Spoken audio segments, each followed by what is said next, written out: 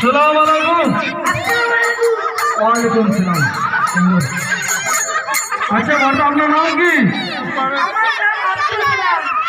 আব্দুল সালাম। তা আপনি জানেন যে এই ব্যাপারটা কি এখন হচ্ছে? মোদি এখন কি করছে?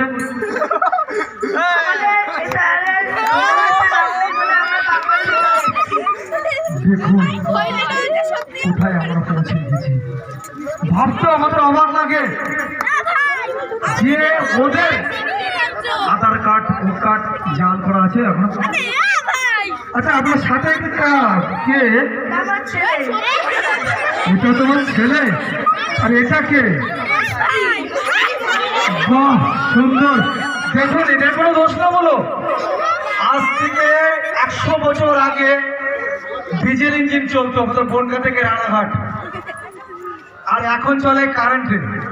আগে 12-14 বছরে বিয়ে হয়ে যেত, অল্প বয়সে বিয়ে হয়ে গেছে তো, তাই এখন আগের যুগের ব্যাপার তো। আচ্ছা ঠিক আছে, আপনি চলে যাচ্ছেন বাংলাদেশে কেন?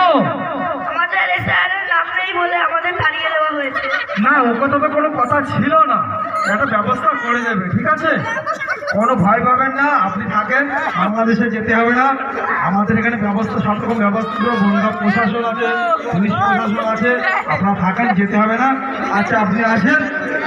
আচ্ছা এই কি অবস্থা? অসংখ্য ধন্যবাদ। আপনি একটু কাছে আসুন, দেখছি কি করেন।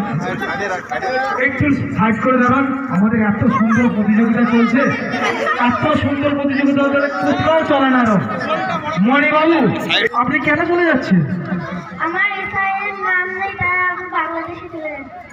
বাংলাদেশেও বলে কি শান্তি পাবেন?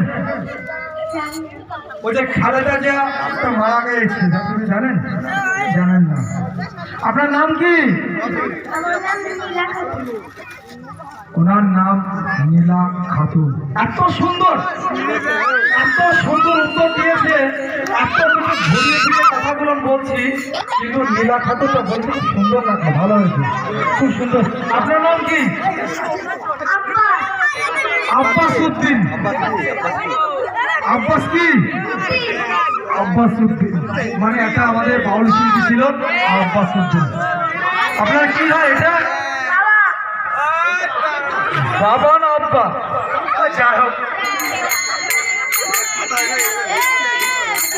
ওটা কিন্তু হিন্দুদের ভিতরে থাকতে পারছে বাবা।